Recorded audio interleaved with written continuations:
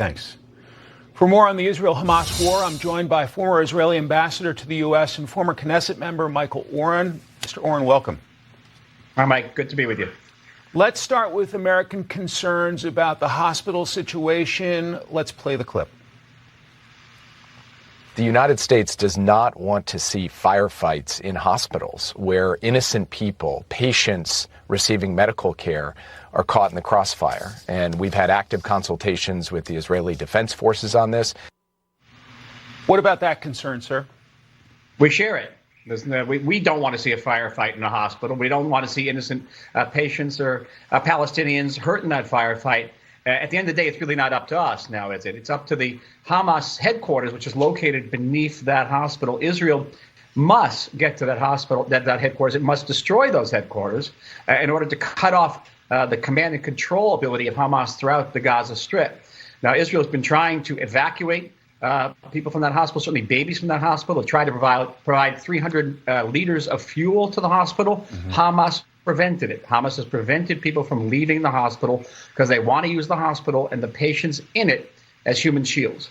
Any idea why Hamas would reject the oil?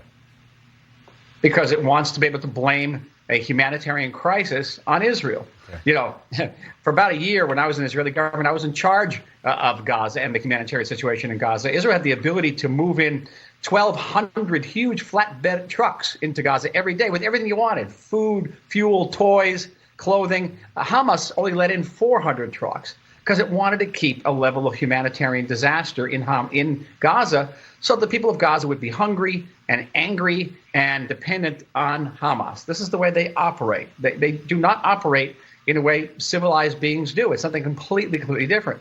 So it's not surprising to me in any way that Hamas would prevent fuel from reaching this hospital, that Hamas would prevent civilians and sick people from leaving the hospital. They want to use them as those human shields. There's a report from an Israeli journalist, Nadav Ayal, saying that Prime Minister Netanyahu's trying to bring in former British Prime Minister Tony Blair to coordinate humanitarian operations. Do you know anything about that?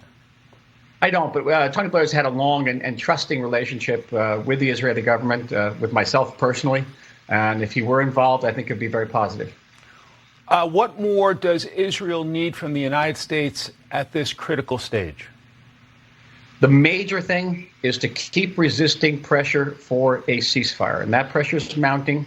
And Hamas knows it. Hamas wants civilians to get killed. It wants hard pictures coming out of Gaza in the press, and those will trigger protests, and those protests will put pressure on governments, including the United States government, to do a ceasefire. Hamas wants a ceasefire because that means Hamas gets away with mass murder. Hamas wants a ceasefire because it knows without a ceasefire, Israel can't restore internal security. We have 250,000 people who have been forced out of their homes. They will not be able to go back to their homes. We will not be able to restore our regional deterrence power. Every enemy that we have will know that if they can hit us and we try to defend ourselves, the world will slap a ceasefire on us and tie our hands. A ceasefire for Israel, and I mean this, there's no hyperbole, a ceasefire means death. And so we need our American allies to keep running that interference for us from the world and give us time to fight the enemy that we need to destroy. Michael Oren, grateful for your time and your analysis today, sir. All the best. Thank you very much.